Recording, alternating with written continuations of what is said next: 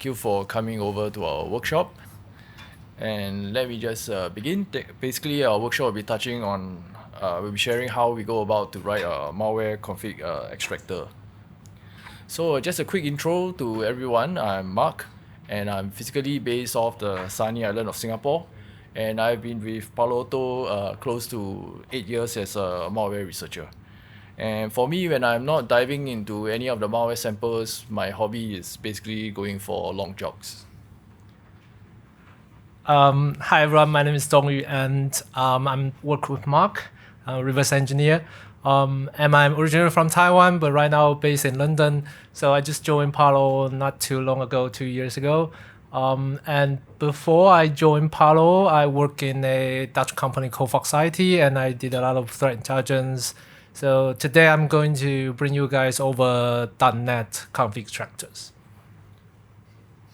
Okay, so let me just give a quick overview of what we're going to touch on. I will begin with some background information for those who are not familiar with config extractors, and then share a bit of our workflow. And the meat of our workshop will be basically two case study. The first case study which I'll be doing will be focused on a sample GUI loader, and then Zong Yu will take over to share on a red line and then close the workshop.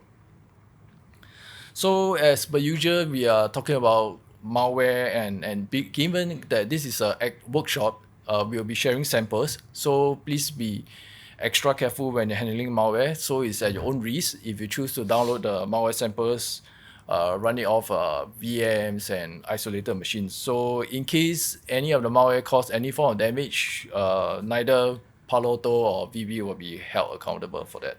So it's your own risk. So this is a link that you can download some of the demos or scripts that I'll be using for today's workshop. Just to share upfront, because due to the shortage of time, we basically have only an hour to cover quite a lot of material. So the idea is that I will be going through all the demos using all the scripts. If you choose to do the demos now or the workshop now based on the scripts now, if you have any question or issues, please hold it on to the end of the workshop. So to allow us to cover all the materials and all the demos. So yeah, so that would help a lot. So just some quick background information for those who are not familiar what is malware configuration and why is it so important. So basically, when threat actors go about to purchase their malware for malware authors and builders, the first thing they do is basically to configure their malware. Why do you need to do so? Because they need to enter their own C2 address, encryption keys and things like that. And all this information is actually very important for threat intelligence. So basically allows analysts to connect the relationship between malware samples and the threat actors. So, and of course, the malware authors also know that this information are important. So therefore, they will put in anti-analysis techniques to make it challenging for us to extract it. So usually, we will go in our workshop today. We'll cover it from a dynamic approach instead of obtaining the config statically. So this is just a quick overview of what usually we do in back at for production. So basically, we run our samples in the sandbox, and then we capture various multiple memory snapshots during the execution flow of the malware sample itself, and then we'll pass all these malware samples against our parsers, and then we will index the config in our database. For today's workshop, we will be focusing on this, the media section, which is basically the writing of the parser itself. So basically, to decrypt the malware configuration, we need three key components. First, we need to identify the type of encryption routine, and then next, we definitely need the key, the location of the key in the memory space, and also its length. And of course, the same thing what we have to do for the ciphertext. So if you can't obtain these three pieces of information, we will not be able to obtain the config itself. So now let me dive into the GUI loader case study.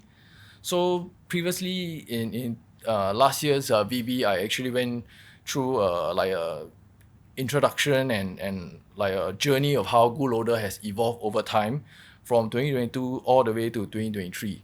So now my case study for GoLoader will be based on this very recent sample. So it's just basically found by one of our fellow colleague at Uni 42. So this sample of GoLoader that was like basically in a while about a month ago. So for those who are interested, you can download the original sample with the VB script and then play around with from the Twitter link below. So usually the first step is to obtain the memory dump of the sample. So for me, I personally like to use something called Process Hacker or now it's called a System Informer. So basically when you detonate the GoLoader sample, which is usually you will start with a VB script, you will see a PowerShell script being executed to go out to extract, to pull down the GoLoader shellcode itself. And then you inject it into the wab.exe. So upon successful injection, you will see a page that have RWX writes, and then a page of a super large size like 14.3 megabytes. So this is the point whereby you will start to dump the memory. So, and because GoLoader has a lot of anti-analysis built into it, and also a lot of delaying of basically a lot of computation cycles to waste CPU time. So you will see your CPU spiking at 50% and yet nothing seems to be happening. So usually you know that GoLoader is being executed. So only when you see the wab.exe is being executed, you can dump the memory and you will see basically something that look like this. So basically GoLoader is a shellcode. So given that it's a shellcode, all you dump when you dump out is bytes, and you will not see any MZ header and things like that. So this is the point of where we dump the memory. So given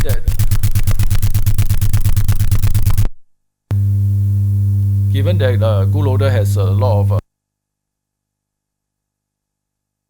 when we first open, you will see lots of jump bytes and lots of basically CC bytes. So we want to move from basically the left over to the right hand side. So how do we go about to do it? So the first thing we need to do to deal with control flow obfuscation is basically to make use of, to locate the vector exception handler. So for those who are more familiar, more commonly known is the structure exception handler, or SCH. So whenever we code in C, we use the try catch block in C code. That is basically the structure exception handler inside Windows. But this structure exception handler is only tied to a single thread. But in order to a more powerful exception handler that Windows provide is basically the VH, or vector exception handler. So before we can deal with the control flow obfuscation, we need to be able to locate VH, which inside the GoLoader's shellcode. Unfortunately, many of the debuggers doesn't allow us to locate VH easily. Be it Oli or Immediate Debug or even IDA Pro, there's no easy way to just locate a VH. So therefore, we need to walk the structure of the NTDLL in order to locate VH. So let me just show the first demo. Okay, as you can see, basically, to speed up the time. So basically, what I've done is that I've attached my IDA Pro to the process wab.exe, which is when GoLoader has already been executed. So then I'll run the script. I'll run the script which is provided. Okay, when I first run the script, you see that basically we can't obtain the VH. The reason is that we need the symbols to be loaded. So after loading the script, loading the symbols for nt.dll, we can now be able to locate the vector exception handler. So we're able to locate the vector exception handler. So the details of the VH I will touch on later. So let me just quickly share how the script works.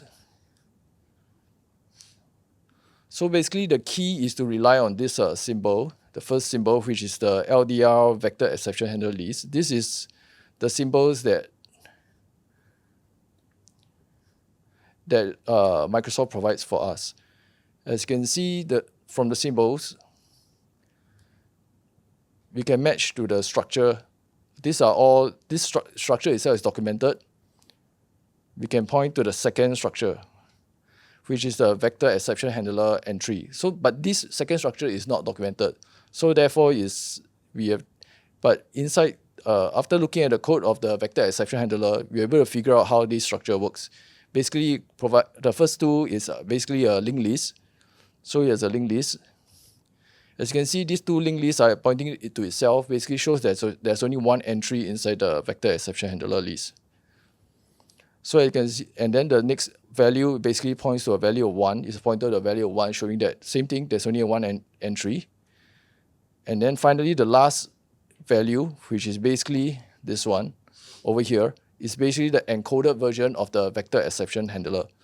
So given that we know the encoded version, next thing we'll need to basically replicate the process of how pointers being encoded in Windows. Basically, they will call the encode pointer API in Windows. So we replicate it, basically reverse the whole process by using the cookie value that again we can obtain from the symbols, and then we'll be able to decode the vector exception handler itself. And that's how the script works to make use of the symbols in order to obtain the vector exception handler. So now let me go back to the slides. So after we have obtained the VH, what do we need to do next? Basically, we look into his code. This is a decompiled version of the vector exception handler in GoLoader. You will see that he actually handles 5 different types of exceptions. So these 5 different types includes the exception breakpoint, access violation, illegal instruction, and privileged instruction, and then finally the single-step instruction exception. So it's not so important that we need to go into detail of what each of these exceptions works, but more importantly is what happens when these exceptions are being executed, how the VH will go about to handle them. So basically what happens is that when the VH being triggered, you will have to jump over a few jump bytes. Because GoLoader is very tricky, not only implants opcodes to disrupt, to cause exception, you also append jump bytes after the instructions. So this is an example, like as you can see, this is sysret instruction over here, and then after that you append with a ton of jump bytes. So we need to be able to replicate this vector exception handler process. So basically, how do we know how many jump bytes to jump? So in order to do that, we need to go deeper into how the VH works. So we need to step into the 2 other functions inside the vector exception handler. So these are the 5 exceptions that the VH will handle, and all 5 of them points to the same 2 functions that GoLoader used to obtain the offset. So first, you will need to obtain the first important value, is basically an encoded single byte key, E1, in this case for this sample. So when we look into it, actually there is anti-debugging involved. So whenever, firstly, the VH will check if there's any hardware breakpoints. If there is hardware breakpoint, it will not return the single byte key. So after obtaining the E1 value, the next thing we need to know is where is the encrypted single byte offset. So it's actually at offset 0C. So things may be a bit confusing at this point. So this picture will be a lot clearer. So basically, we know that this is the instruction that triggered the exception. And then at the offset C bytes away, over here, F7 will be the encoded version of the offset, the actual offset, which actually this is the instruction that we need to execute after from here to here. So what we do next is basically we do a XOR. So we XOR, we read F7, and we XOR with a single byte key, which is E1, and then we will be able to obtain the offset value that we need to jump over. So this is how the VAH go about to handle all the 5 cases of the exception. So after figuring out how the VH work, the next thing we need to figure out is to basically how do we obtain the ciphertext. So what GoLoader does is that they actually make use of something called ciphertext splitting, basically splitting out a series of bytes into 4-byte D words, and then after that you will make use of arithmetic operations such as this, and then they encode them, and then they will place it into as local variable in a function. Like it will look something like this. So basically, all the ciphertext function will always begin with a reading of argument with an address. So, and you will start forming the first D word. So using the 4 variables over here. So if we compute this move at XOR and sub, what we get is that basically the first D word is a length of the ciphertext. So what can we do? We can make use of Java rule, a quick, simple Java rule that we can search for a single byte Java rule. We're able to search for all the encrypted, all the basically the ciphertext inside the memory dump of the bootloader sample. So, but of course, given that it's such a simple Java rule, definitely there's a high chance of false positive. But later you will see that it actually doesn't really matter. So for the second demo, I will not go into it, but it's just basically running a Java rule against the memory snapshot and showing that you can actually make use of it. So after figuring out how we can locate the ciphertext, basically is to locate the encryption key. So let me go into the demo. So, okay, in the third.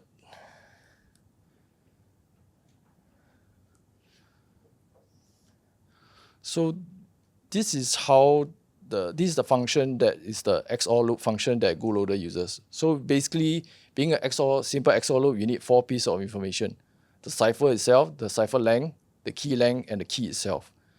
So if we go up the prologue, you can see that basically 3 arguments is being pushed into a function XOR loop. There are 3 pushes here, which give us, but we need 4 pieces of information, but we only see 3 pushes. We have the cipher length, and the key length. The key length is actually being hidden using the same thing, the 4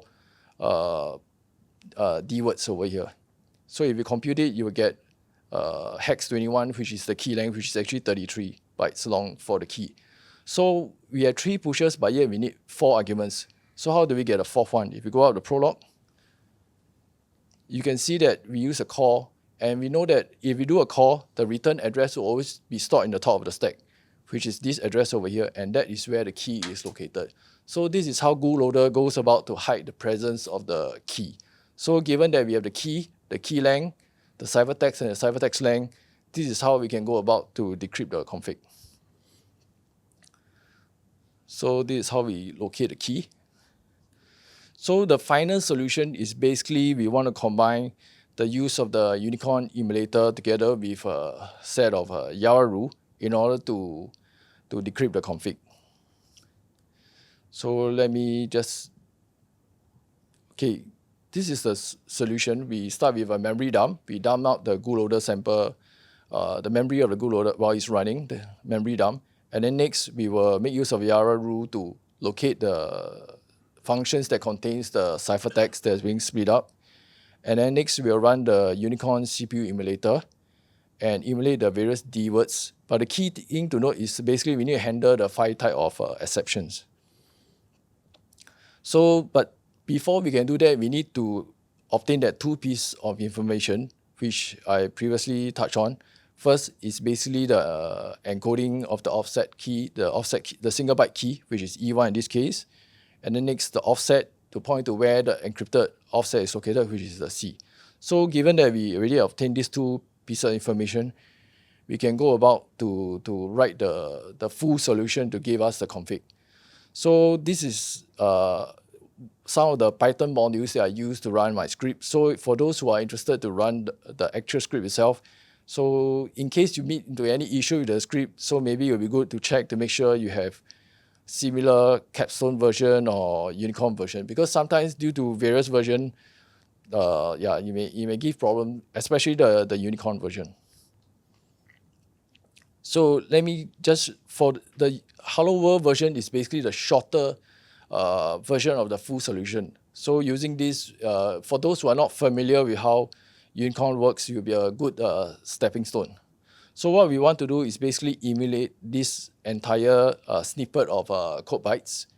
So as you can see, the first argument is being read in, and then after that, we need to obtain the first D word, which is the EDX, which is being hidden among the code itself, the 4 EDX, 1, 2, 3, and 4. So how do we emulate it? And among there is 2 exceptions that will be triggered. So one is the invalid instruction, and then second one is a threat flag. So we have 2 exceptions that will be triggered whenever we execute these snippets of bytes. And we need to jump over all the numbers of junk bytes over here.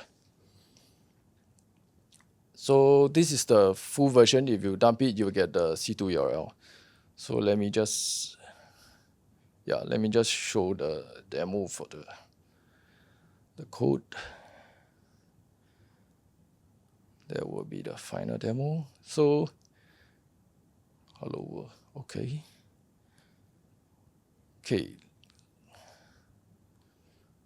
So inside the 4th demo, basically there are 4 files that we need. Firstly, the config_dump is the full version. For those who are interested, you can look into the full code with everything together, the Yara, the emulation of Unicorn, the Unicorn emulation code, and also the 5 exceptions being handled. So for the Hello World version, it's just we only handle 2 exceptions instead of 5. And then we need a Yara rule, and of course this is the memory dump. So when we run it, as you can see, the execution didn't complete because the first instruction will cause an exception. Why is that the case? Because basically, I actually comment out the 2 hooks that are required to handle the exception. So this time, if we remove the comment,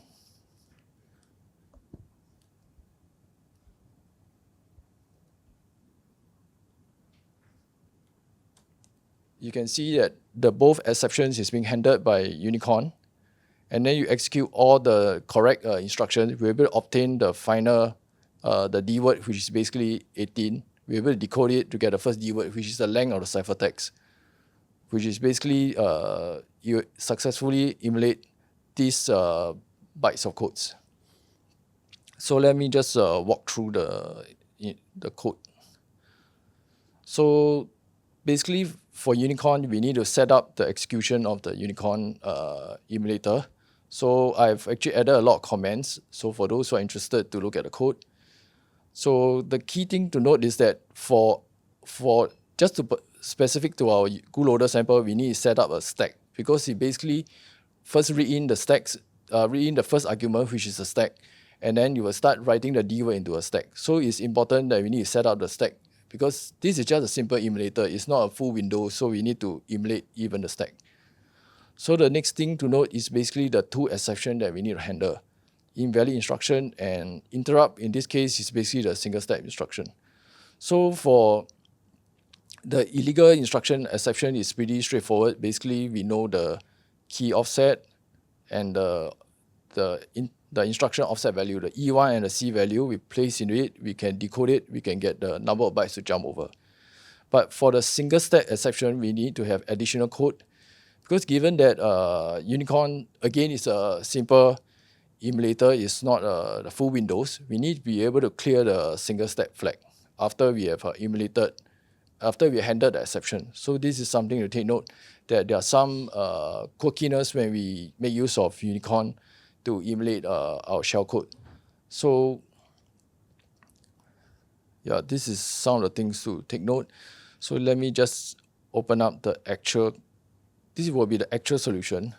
If you want to emulate the entire GULoader sample in order to get us the config itself. So as you can see, instead of 2 exceptions, you will see 5 exception handlers being placed there. And then there are additional codes being placed in order to deal with instructions that Unicorn couldn't emulate properly. So we need to pick it up and avoid them. So yeah. So that's the portion for GULoader. So if you have any questions when you play around with the scripts, yeah, do feel free to let me know after the workshop.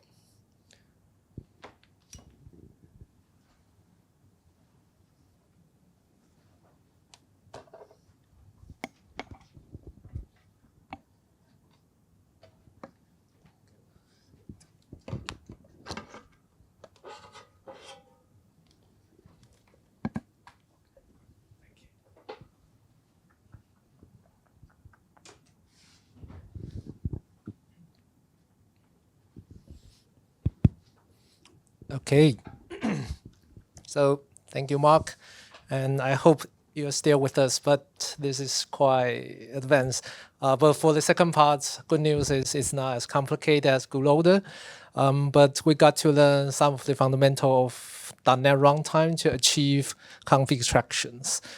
So we are going through actually how to identify .NET, what is so special, and then followed by what is the structure of .NET, and all the other tools I personally like to use, and where the source you can find the samples, and then we'll go into unpacking, what are the problems during unpacking, and actually locate configurations.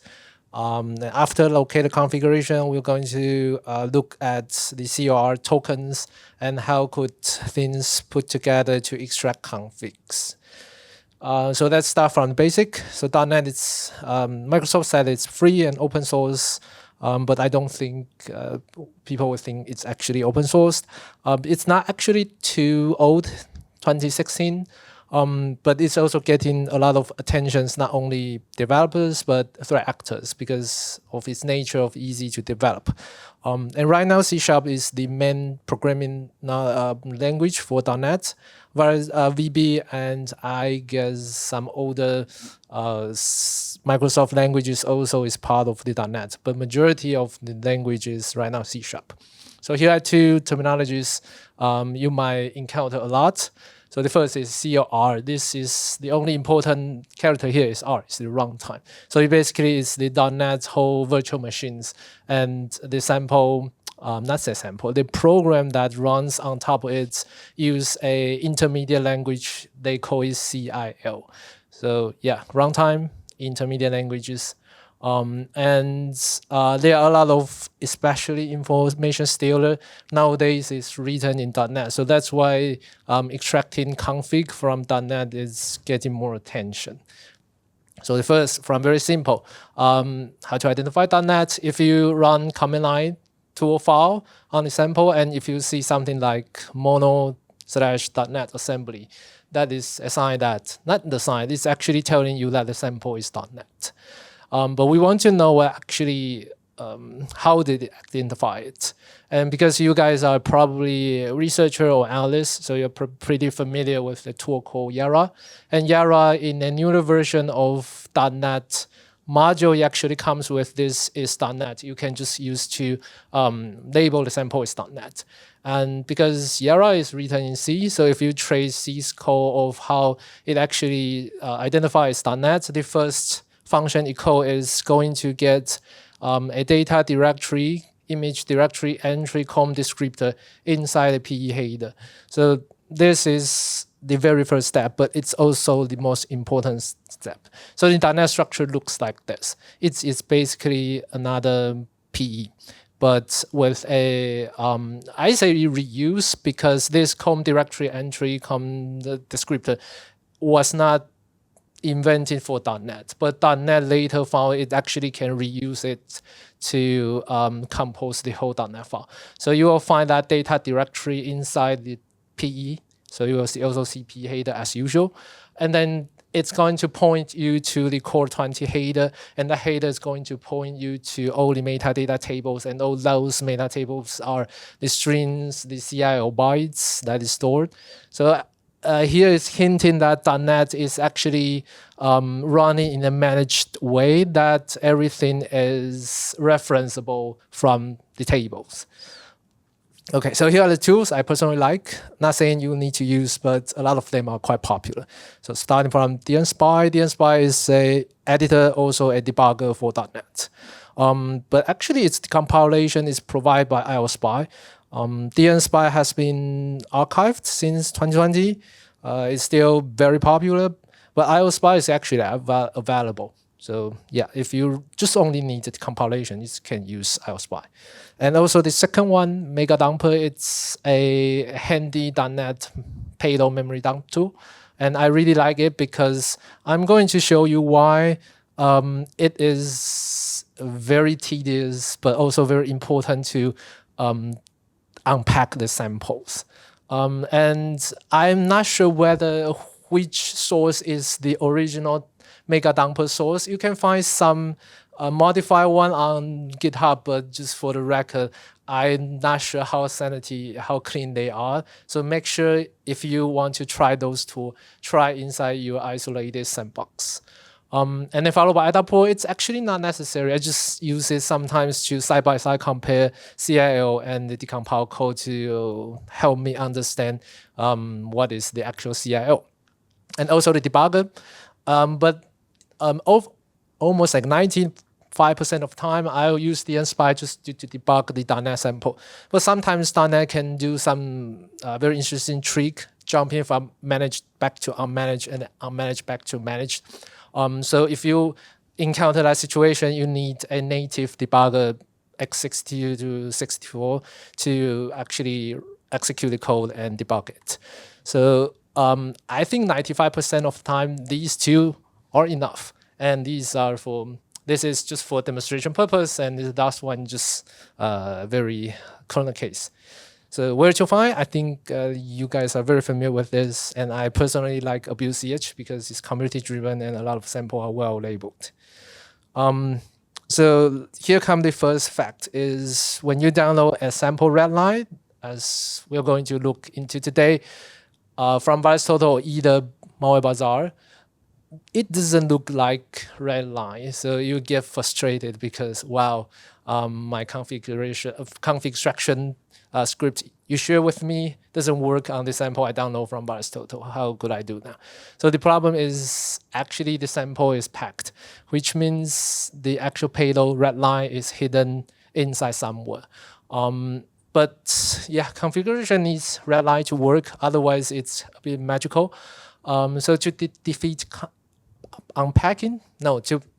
packing, to unpack the sample, in a scalable environment like production environment like Palo Alto, what we do is we have a sandbox actually let the sample execute inside it, and it's gonna go through different stages based on how a detector build the samples, and somehow we're gonna take some memory snapshot and allocate which memory snapshot. For example, here in stage 3, config extractor was able to locate all the things he wants and then extract the configs. But for today's demonstration purpose, I think I'll go through them manually and that you kind of have a sense, or even to play with it yourself. Yeah, so the terminology, packer, crypter, protector, they are just kind of tool that hides the payload. That's it. So you need a virtual machine, a DNSpy installed. And this is just a random sample. Before I came to Dublin, I found it on, Malware Bazaar. And I found it's cool to like demo. So maybe I'm gonna try to live demo it, but definitely I'm gonna fail. So here are some backups that I'm gonna go through pretty quick and see if I can just show it. So the first step is actually to throw the sample into the nspy. I'm not going to fail here because I already opened it. And you're going to see the entry point. And the goal here is we want to, this sample is labeled as agent Tesla, but it does not look like agent Tesla whatsoever. So it's just a bunch of looks like pretty benign stuff. And I usually go into entry point somewhere and then take a quick look about what the sample is about. And sometimes you can identify the unpacking routine easily. Sometimes you couldn't. So for example, in this case, it's gonna unpack here. So there are some API that is always associated with dynamic load payload in .NET. And here are some examples like invoke something, load something. So for example here, I'm going to, going to go back to here. Why I need to use Windows laptop is because right now Mac is pretty bad at virtualization. So we need to have this Windows laptop. I think it's like 300 something lines. Okay, here. So yeah, clearly, if we go a little bit up, I think we can see, yes, this is the decryption routine. So we can see like ending, appending, exporting stuff. And it's gonna expect it to have unpacking happen afterwards. So if we place breakpoint here, just a little red here, and then start the program and whatever, it's gonna fail. I'm not sure why, because this morning I tried, okay, so it hit the breakpoint, so cool. So right now I'm expecting this array2 is the payload we want. So if we come here and expand it, so bingo, we see a data start with for the file A, which is the MZ header. And next we can right click it and then save the payload to desktop. Let's say it to desktop. Let's call it p.exe.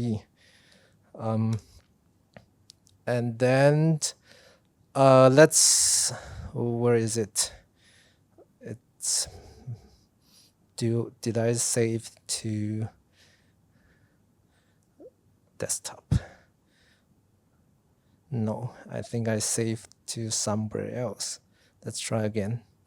It's failing.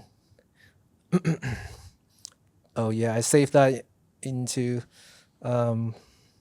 dnspice folder. Wow, that's something I worry about.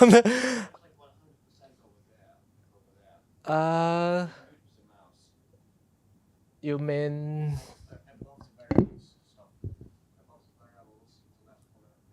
laugh, right? Oh, here, you mean here? Okay, good tips. Oh, okay, very cool. Okay, so let's look at this second payload right now. So I was hoping this payload will be, okay, so it's already low.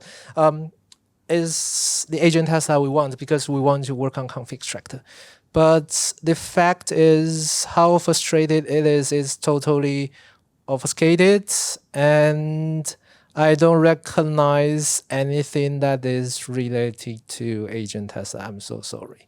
So this is the reality that when you analyze sample, there are several stages, and if you really want to unpack to the last stage, if you are lucky enough, maybe just a few steps.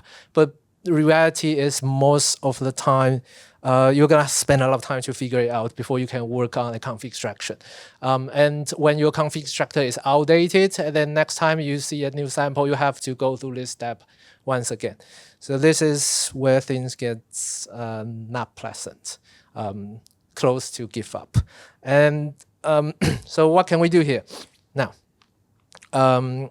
yeah, manually unpack them since it's not easy to scale up. It's a polite way, it's just like, it's not very pleasant. So actually we can use a tool, Mega Dumper, which is, I'm not getting commission of it, just personal like it. And if we run it, because it's a tool that works against process. So you can see here all the processes. Well, there's so many. Let me refresh list. These are the process that is running. And if we run the sample, I mean the first sample, and that you run it, oh, it's not responding. So, and we can see it's actually here running true. Okay. And then we wait for a bit and then just dump it and hope magic happens.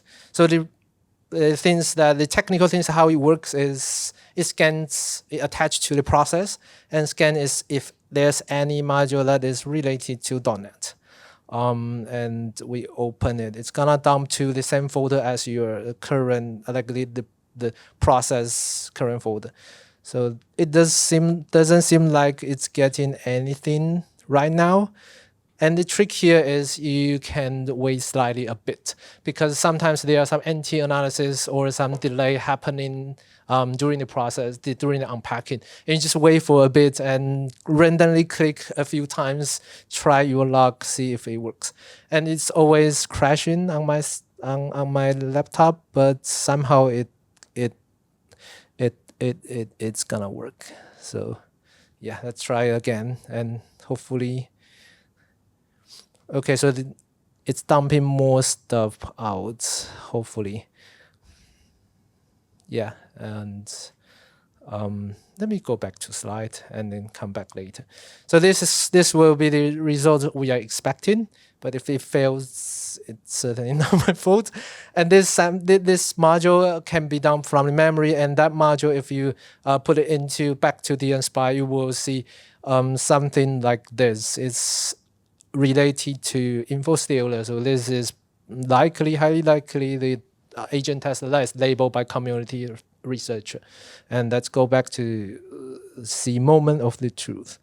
Yeah, so we are getting more dump here, and the cool things of this tool is it's going to recover the tool name, the sample name by its module name. So yeah, this just like start with 7E5. It's as similar as the screenshot is. So Omega Dumper is always your helper, and if it doesn't work, click multiple times. And if it doesn't work, you need to understand the samples. Or you can use some public sandbox report and try to help you to understand on which stage the unpacking is finished. Okay, so go into the actual extracting configuration. So all the preparation has done, we got the real payload, and I'm going to use Redline because actually Redline is a bit more complicated than agent tester in terms of extracting config. And there are a lot of builds, a lot of different variants, but in this sample, it just straight gives out its code Redline because it just calls itself a Redline. But I'm not going to discuss how to identify or classify malware now. Just want to focus on config structure. But before that, we need to answer questions. Where is the config? It's also important. I can not overgeneralize saying which trait is most important, but here are something that I found very helpful. First is they are always together because config controls the program and config is prepared together when the sample is produced. So we were expecting a plot of something that looks like controllable of the whole program. And also when the configuration is encrypted, which is very common, it's gonna call similar or even the same decryption routine over and over again. So when you decompile it either in IDAPRO native C, you'll see code the same function. That function looks like decryption routine 0 times. And then lastly is this is actually my favorite is sometimes it's associated with network connection part because config always contains CNC server, and CNC server is the server that sample is trying to connect to.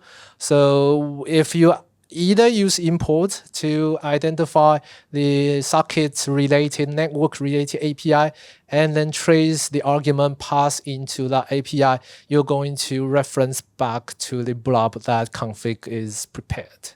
So yeah, keep those three in mind. Maybe you guys have more, and then don't hesitate to share with me.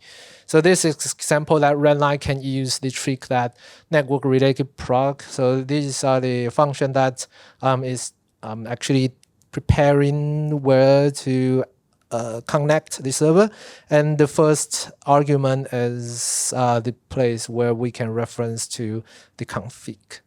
And these are the configs looks like. I can demo it, but okay, maybe let's do it. I think I have time. Okay, here. So let's get rid of Mega Dumper because I've already prepared the actual payload for you.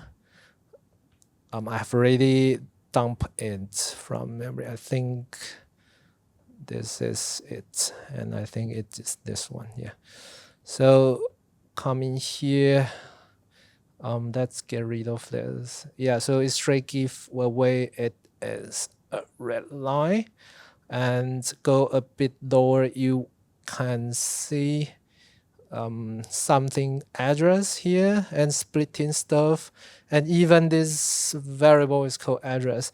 And if you go inside here, you won't recognize it because you use a delegate to call it.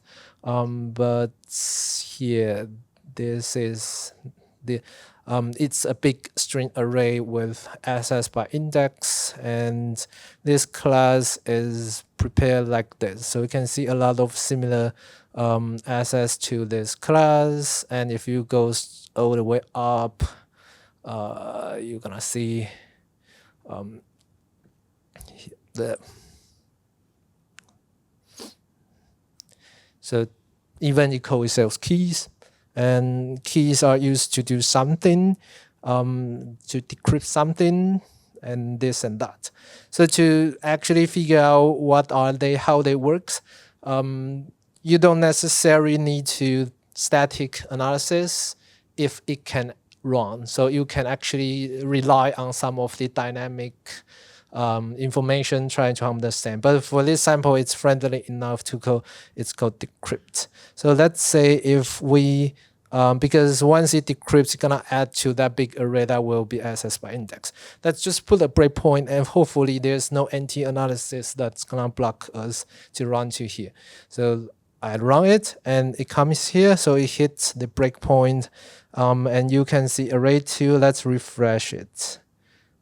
Nothing else. So maybe the breakpoint has been hit, but this breakpoint is at this instruction, so all these things hasn't been executed. Let's step over and see whether I'm lying or not. So now I think it's a little bit difficult to see that. We can see that the decrypt returns something looks like a IP address with IP and port. So this is actually the CNC server. So if you need to understand how decryption works, you need to go inside. And then there's no trick here. You just need to static, understand it, verify by dynamic analysis. Put breakpoint and then have your assumption, maybe Python code ready, and then see if the input coming in is the expected output coming in compared with your Python code. So by doing that is what we are going to do is we need to yeah, this is the CNC, right? We need to prepare this stuff. Mark has talked about this already. We need 3 elements to decrypt configuration. We didn't actually work on this slide together, but we came up with the same conclusion is that you need to find the ciphertext. And this sample, it prepares ciphertext, so you need to understand how it is prepared, and key preparation, and then decryption, you need to understand how it works. So the first step is find the ciphertext, and this is where .NET is slightly different. So instead of accessing data through pointer, just like C, in .NET, everything is a token. And so to do a config extraction, you need to pay attention to not that name, the comments. So the comments was going to tell you where the token number is and where the RVA of token and file offset. It's visible in the dnSpy, so but we want to extract them by running a Python script. So yeah, token, yeah, remember that. And how the token is actually looks like in binary. Yeah. So this is the time I use IDAPRO to actually educate me how token works. And you can see this D0 is the opcode of LD token, which will load a token onto a stack. And this is the actual token. So 1F 020004, right? So it looks like this, but it's little ended. So you need to like flip it back. So this token is like this. 04 is actually referencing the table, fail table in Delta table. So it's inside some table in the header here. So you can see in the index 04, that means this token is access. You need to reference this table to access the token. And followed by these 0 to 1F is actually 0 to 1F because little ending. This is the index inside that field table. So again, this is which table, and this is what is the index. So why do I need to go through this? Because if we want to write a config extractor, we need to actually locate where the token is prepared. And to do that, there are 2 common ways. One is using regular expressions. The second way is using YARA, because that YARA is basically signature, as you can see, 2, 5, and 0 something. And I just wildcard these token index and leave with the table. For using this YARA, we're able to identify the anchor where this piece of instructions are.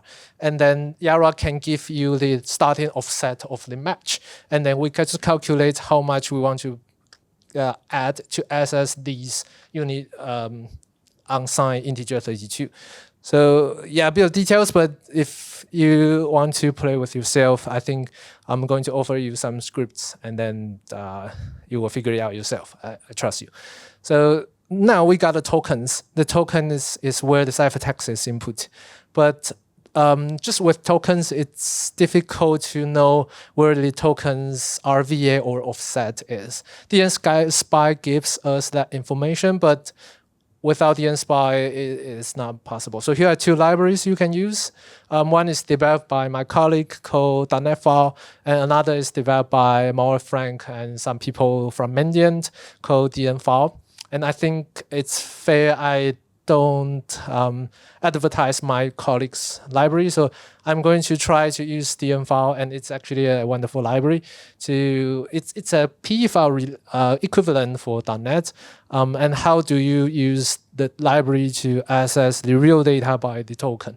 So this is the real Python script that you can give the tokens, and then it's gonna return the actual data from it. So doing this is to get the actual ciphertext. Now, we got the ciphertext, which is encrypted. Then this sample, we need to prepare the key. And okay, so actually I'm going to, so this is a bit disorder. This side is going to say to implement this whole stuff, we also need to understand decryption, but there's no trick for understanding decryption. You just need to reverse engineer things, and then yeah. So this is the result. It's actually just basic 64 decoding, and exporting against a consecutive bytes. And here are the actual Python code that will works, but it doesn't work for all the versions, because some versions they have variants and they have different ways to do stuff. So yeah, this part's just hard work.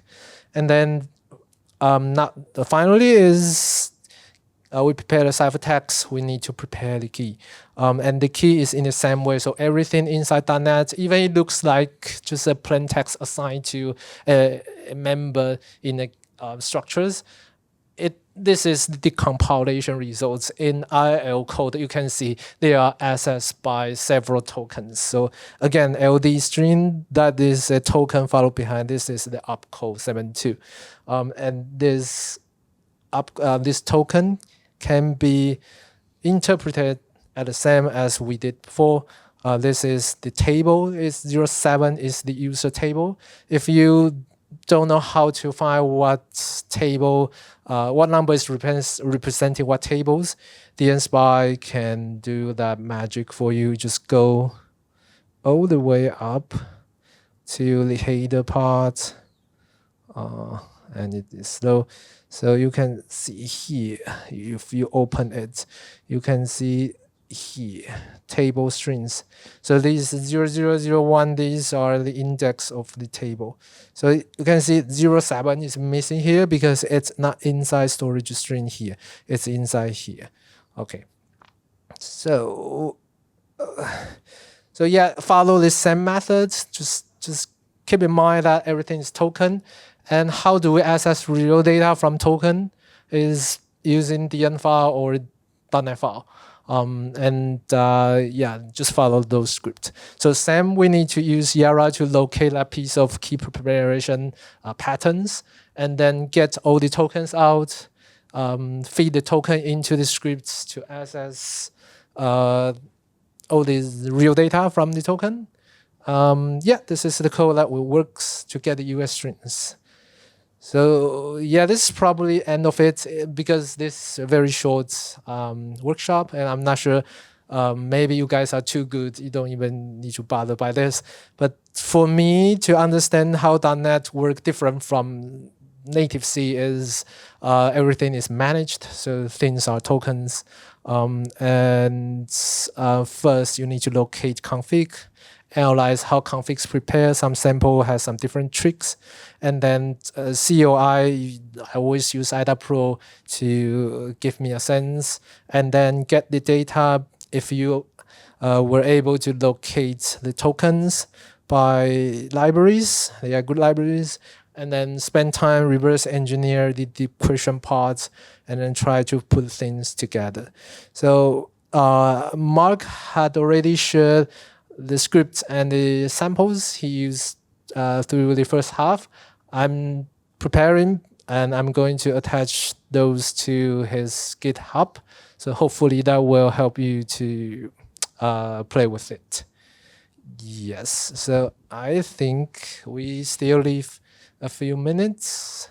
I'm open to questions or any discussions, or you find there's something we don't cover and it's very important. I'm also happy to hear from you.